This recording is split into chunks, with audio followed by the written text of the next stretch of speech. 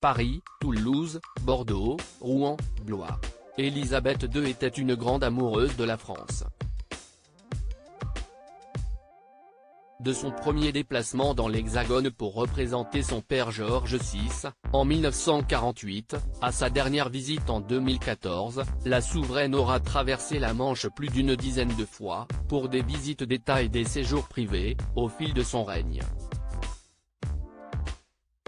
Un an après sa disparition, son fils Charles III et sa belle-fille, la reine Camilla, poursuivront l'amitié franco-britannique en effectuant leur première visite d'État sur le territoire, du 20 au 22 septembre.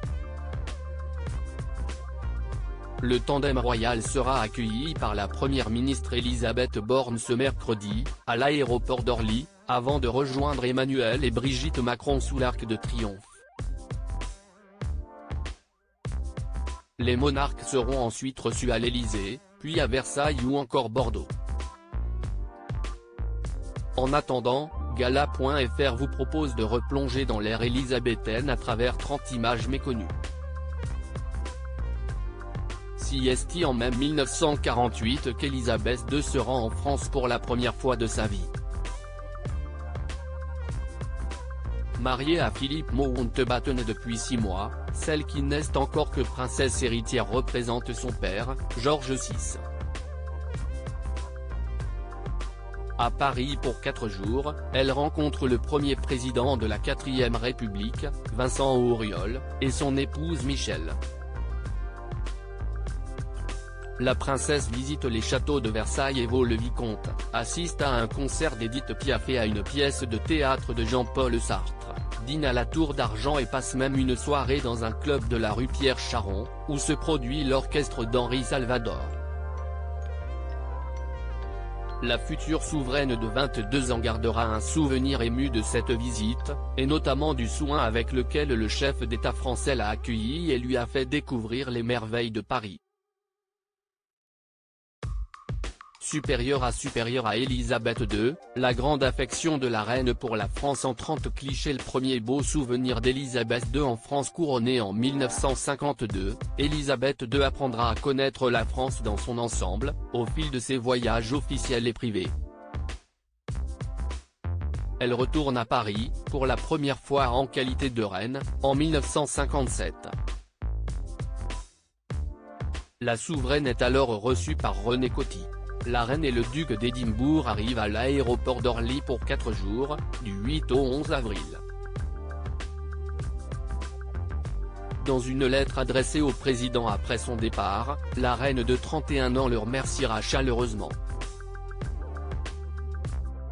Nous nous souviendrons toujours du théâtre qui vient d'être restauré à Versailles, des chants des petits chanteurs placés devant la rosace illuminée de Notre-Dame, du choix des chefs-d'œuvre que le Louvre a rassemblés et que nous avons admirés, écrira-t-elle dans son courrier, comme le rapporte Le Monde.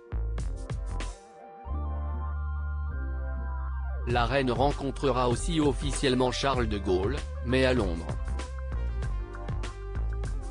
Le résistant devenu président sera de retour sur sa terre d'exil en 1960, un banquet sera donné en son honneur à Buckingham Palace, suivi d'un feu d'artifice.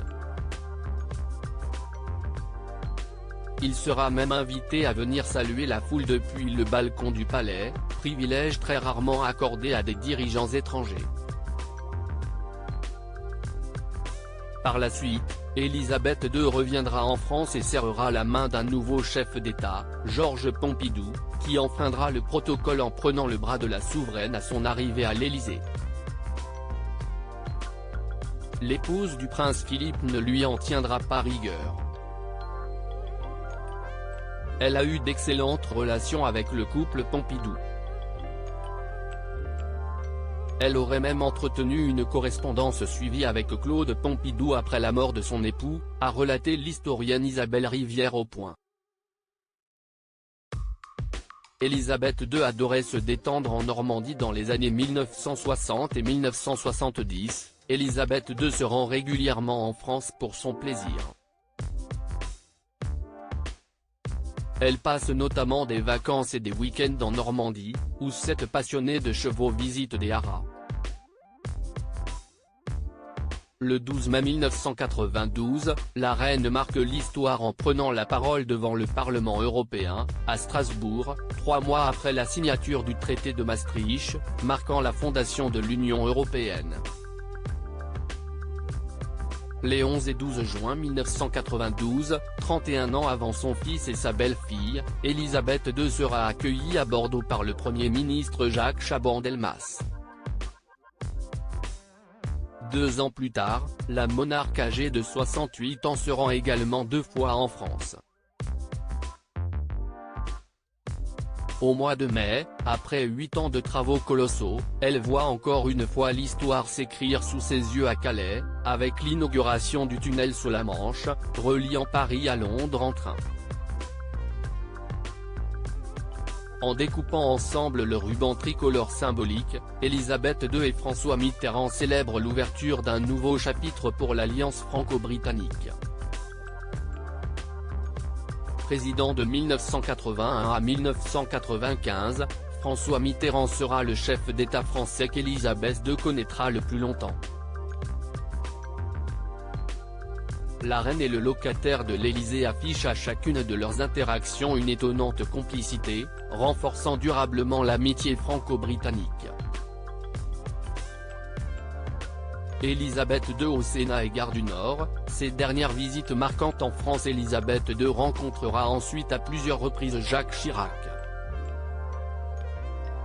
La souveraine britannique dévoilera une statue de Winston Churchill, le premier chef de gouvernement de son règne, dans le 4e arrondissement parisien en 1998, et prendra la parole au Sénat français, le 6 avril 2004.